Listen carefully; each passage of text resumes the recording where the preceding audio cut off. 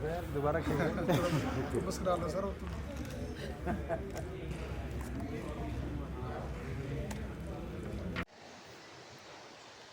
साथियों नमस्कार। एक बार फिर से मैं हाजिर हूँ आपके साथ नई चर्चा पे, नई समीक्षा को लेकर। और मैं हूँ हरेंद्र नेगी और आप देख रहे हैं गांव तक लाइव। साथियों, अभी पिछले दिन 20 तारीख को वोट डालने के बाद जो केदारनाथ उपचुनाव था, उसके बाद मैंने एक समीक्षा की थी और आपने मेरा पूरा साथ दिया और आपने हमारा जो वीडियो था वो देखा। और आपने भी देखा होगा कि जो हमने अपनी ओर से जो समीक्षा की थी, जब हम लोग केदारनाथ विधानसभा का उपचुनाव में जगह जगह गए थे, गांव में गए थे, तो लोगों का जो लोगों की प्रतिक्रियाएं थी उस पर हमने चर्चा की थी। अब चर्चा हर प्रकार से की गई थी, चाहे वो महंगाई पे हो, रोजगार पे हो, शिक्षा पे हो, स्वास्थ्य पे हो, यातायात पे हो, यात्रा पे हो, क्योंकि चार धाम यात्रा का मुख्य पड़ाव केदारनाथ है। और केदारनाथ में जिस तरह से आपदा से लेकर, यात्रा से लेकर तमाम जो गतिविधियाँ थी उन पे हमने चर्चा की। चाहे वो रायशुमारी हमारी क्या राज्य सरकार के साथ हो, मंत्रियों से हो, चाहे स्थानीय लोगों से हों, नेताओं से हों, विधायकों से हों, यहाँ की जो प्रतिनिधि थे उनसे भी हो, हम हमारे जो प्रत्याशी थे उनसे भी हमने लगातार चर्चाएं की, उनसे हमने संवाद किया। और लोगों के पास किस तरह से आप खरे उतरेंगे, लोगों के मन में आप किस तरह से अपनी जगह बना पाएंगे, तो उसी पे चर्चा हुई। और उस चर्चा में हमने आपको एक शब्द बोला था कि अगर निर्दलीय उम्मीदवार कम से कम अगर 9,000 वोट से ऊपर पहुंचता है तो निश्चित तौर पे किसी न किसी को बहुत आघात पहुंचेगा। और ये आघात आज आपने देखा होगा कि हमने जो समीक्षा की थी, जो हमने वोटों को एनालाइज किया था, पढ़ा था, लोगों को रीड किया था, हमने जो लोगों से जानकारी जुटाई थी और किन किन क्षेत्रों पे, किन किन मुद्दों पे लोग वोट डालेंगे और क्या लोगों की नाराज़गी है, क्या काम होना चाहिए, क्या नहीं होना चाहिए, क्या रहेगा समीकरण, क्या लोगों ने ये समझ के वोट डाला बीजेपी को कि 2.5 साल का जो अंतराल है, कार्यकाल है, वो बीजेपी को ही दिया जाए, क्योंकि सरकार बीजेपी की है, केंद्र में भी और राज्य सरकार भी। अगर विपक्ष के नेता को अगर कांग्रेस के नेता को हम जिता के भेजते हैं तो आगे क्या कर पाएगा, हो सके इस पे भी लोगों की रायशुमारी हमने की थी और वोट का अंतर भी हमने देखा है। तो हमको जहाँ तक लगा कि लोगों ने यही मन बना के सोचा है कि 2.5 साल का जो कार्यकाल है वो अगर हम आशा नौटियाल को देते हैं, क्योंकि सत्ताधारी पार्टी है और सत्ता में रहकर हो सकता है कि केदारनाथ घाटी में कुछ न कुछ काम हो सकें, इसलिए हो सकता है लोगों ने इस तरह से वोट डाला हो। और वोट का अंतर भी देखा गया। पहले नंबर पे आशा नौटियाल ज़रूर आई है, लेकिन बहुत कठिन जो मार्जिन बीजेपी वाले कह रहे थे कि हम 10,000 से ऊपर के मार्जिन से जीतेंगे, लेकिन हमने देखा कि 5,600 कुछ वोटों से ही आशा नौटियाल जीत पाई है। दूसरे नंबर पर कांग्रेस के रहे हैं, कांग्रेस को काफ़ी 5,600 कुछ वोटों से हारना पड़ा है। अब निर्दलीय उम्मीदवार जो त्रिभुवन चौहान था उसको 9,300 कुछ वोटें पड़ी हैं। अब अनुमान लगा सकते हैं कि जो व्यक्ति निर्दलीय उम्मीदवार और 1 महीने के अंतराल में इस क्षेत्र में आता है केदार घाटी में, भले ही रहने वाला वो केदार घाटी के ही हों और अपना बिजनेस, अपनी नौकरी करने के लिए या अपना व्यापार करने के लिए, अपना रोजगार करने के लिए देहरादून में है और एक वो पेज भी चलाते हैं लोकार्पण करके, उनका जो चैनल है, क्योंकि वो पत्रकार हैं और लोकार्पण नाम से वो न्यूज़ पोर्टल है उनका, उसको चलाते हैं। और उन्होंने जिस तरह से वो यहाँ पे आए केदार घाटी में और उन्होंने जो समीकरण बिगाड़ा है वो आने वाले 2027 के लिए एक चुनौती बन गया है। अब चुनौती किस प्रकार की है, जो एक तो सबसे बड़ी बात है कि केदारनाथ में जो नेताओं का उबाल था, नेता इतने ज़्यादा पैदा हो गए हैं केदार घाटी में। मैं आपको बताता हूँ तो मैं ये आप अन्यथा न लें, केदारनाथ घाटी में नेताओं की जो बीजेपी का जो संग्राम है, नेताओं से भरपूर भरा हुआ है। इतने ज़्यादा नेता केदार घाटी में, चाहे हम बात करें सुमन तिवारी बीजेपी से, दिनेश उनियाल भाजपा के वो जिला अध्यक्ष पूर्व रह चुके हैं, दरमोड़ा संजय दरमोड़ा भाजपा से हैं, कुलदीप नेगी आज़ाद भाजपा से हैं, तमाम जो चंडी प्रसाद भट्ट हैं, जो राज्य मंत्री का दर्जा जिनको मिल रखा है, वो भी दावेदारी में थे।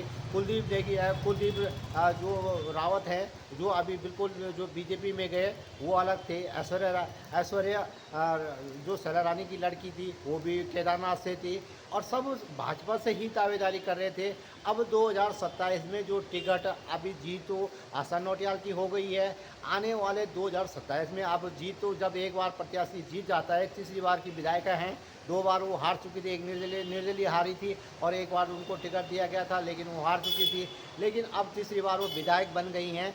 अब विधायक बनने के लिए अब तो वो विधायक बनने के बाद वो तो मंत्री का दावेदारी करेंगे, क्योंकि 3 बार के जो विधायक हैं तो मंत्री की दावेदारी करेंगे। तो 2027 में जो सपने देख रहे थे कि हमको टिकट मिलेगा, और जिन्होंने टिकट को नकारा, जिन्होंने पूरी दावेदारी इसमें कही कि हमको टिकट दे देंगे, लेकिन उनको भाजपा ने उनको चुपचाप करवा दिया और कहा कि तुम्हारा टिकट 2027 में होगा। तो कभी आज तक आपने ऐसा सुना है कि जो विधायक है उसको जो पार्टी की विधायक है उसको जो 2027 में टिकट मिलेगा तो वो क्या उसको टिकट नहीं दिया जाएगा, क्योंकि नीचे वाले टिकट?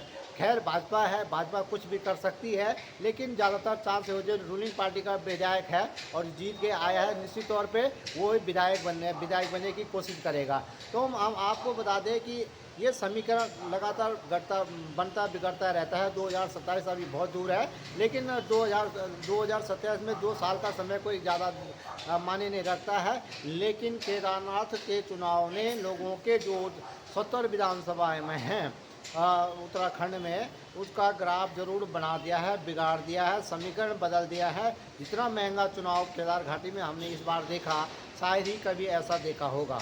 भले ही जीत बीजेपी की हुई है, क्योंकि सत्ताधारी पार्टी थी, सब कुछ था, और जो राज्य सरकार ने पूरी ताकत जोग रखी थी। 5 बार यहाँ पे मुख्यमंत्री आए हुए थे, और जो यहाँ पे जो कैबिनेट था, पूरा कैबिनेट यहाँ पे झुका हुआ था। जो विधायक थे वो सारे यहाँ पे झुके हुए थे, जो राज्य मंत्री थे वो सब यहाँ झुके हुए थे। तो ऐसे में कह सकते हैं कि निश्चित तौर पे भाजपा की जीत हुई है। आशा नौटियाल ने परचम लहराया है। केदारनाथ घाटी में एक बार फिर से कमल खिला है, और ये कमल आने वाले 2027 में भी खिलेगा कि नहीं खिलेगा, ये तो आने वाला वक्त बताएगा। लेकिन जो हमने आपको जो समीकरण बताया था कि कहीं न कहीं निर्दलीय प्रत्याशी, जिस तरह से लोगों का रुझान मिल रहा था, लोगों से रायशुमारी हो रही थी, तो लोगों का कहना था कि हमको एक नया हीरा मिला हुआ है, और उस हीरे ने जहाँ तक जो समीकरण बिगाड़ा है, हमने ठीक 9000 से ऊपर का आंकलन बनाया था, और वही हुआ। 9300 कुछ वोटें निर्दलीय प्रत्याशी को मिली हैं, और उसने मनोज रावत की अब ये वोट कांग्रेस का कटा है कि बीजेपी का कटा है, ये समीक्षा करने वाली बात है। आने वाले दिनों में आपको इसकी जानकारी दी जाएगी। इसी साथ में वापस तो आपको लेके बने रहिए मेरे साथ, देखते रहिए gaontaklive.com।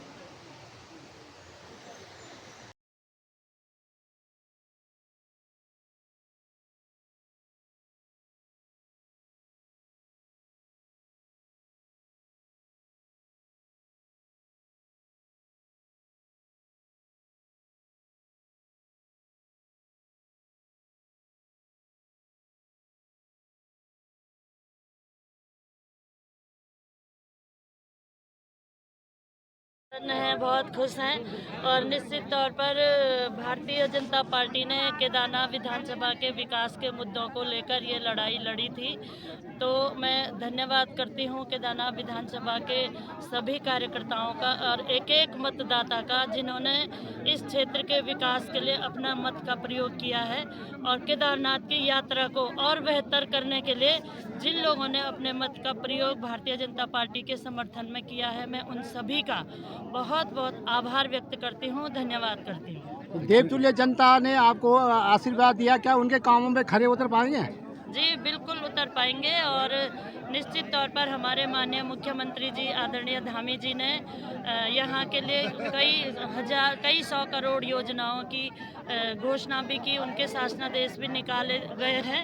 तो निश्चित तौर पर उन योजनाओं को लेके भी, उससे भी अलग, जहाँ लोगों को जिस चीज़ की ज़रूरत होगी उन योजनाओं पर हम काम करेंगे। और मैं आज अपने देश के यशस्वी प्रधानमंत्री आदरणीय मोदी जी का धन्यवाद करूंगी कि जिनके लिए हमारी यहाँ की मातृशक्ति ने, यहाँ के लोगों ने मोदी जी के काम को लेके, धामी जी के काम को लेके भारतीय जनता पार्टी का समर्थन कर भारतीय जनता पार्टी को अपना वोट किया है। मैं उन सभी का, देवतुल्य मतदाताओं का, देवतुल्य जनता का, देवतुल्य कार्यकर्ताओं का और आपका भी, आप लगातार अपने माध्यम से भी भारतीय जनता पार्टी के कामों को दिखा रहे थे। सभी पत्रकारों का भी बहुत बहुत आभार व्यक्त करती हूँ, धन्यवाद करती हूँ।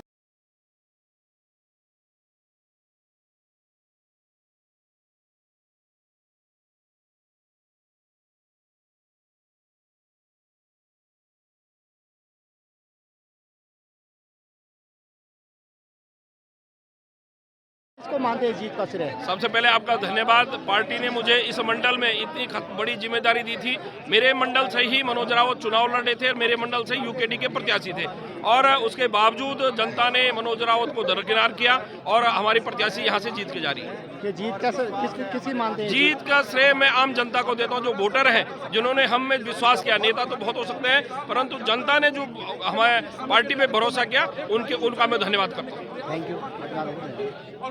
अच्छा लग रहा है। आज मुझे ये पता है भारतीय जनता पार्टी यकीनन जीती है चुनाव, लेकिन किसी के चेहरे पे वो सुकून और वो खुशी नहीं हो सकती, क्योंकि करोड़ों लग गए हैं उसको लाने में। और जो हमें यहाँ पे दिखा है, चलो अच्छा है, यहाँ से एक नई राजनीतिक शुरुआत है। और मुझे लगता है केदारनाथ को उनका बेटा मिल गया है, जो यकीनन हर पहलू पर, चाहे जहाँ हम अभी खड़े हैं, ये देखिएगा पीछे ये ग्राउंड है ना, यहाँ से भी शुरुआत हो सकती है कि कितना भ्रष्टाचार इस पर हुआ है। अब भ्रष्टाचार को उजागर होना, बहुत बढ़िया, तमाम चीजों पर काम करेंगे।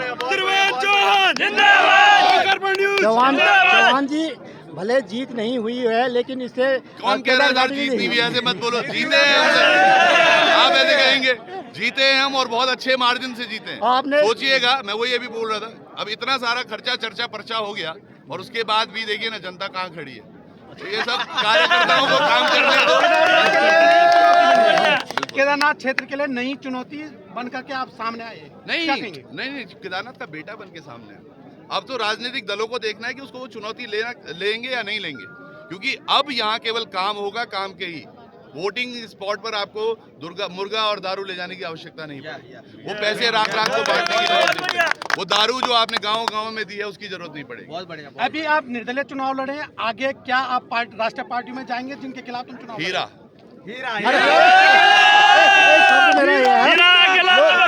आपने आरोप लगाया है कि दारू और मुर्गा बांटा है, लेकिन त्रिमोहन चौहान हीरा लेके गांव में घर पहुंचा है, क्या कहेंगे? अब जाएंगे, दोबारा से जाएंगे, सभी के गांव में जाएंगे। मैं तमाम उन लोगों का बहुत बहुत धन्यवाद देना चाहता हूँ। तमाम लोग यहाँ खड़े हैं।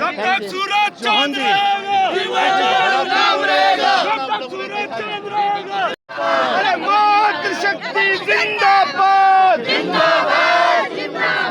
झारखंड धामी जिंदाबाद।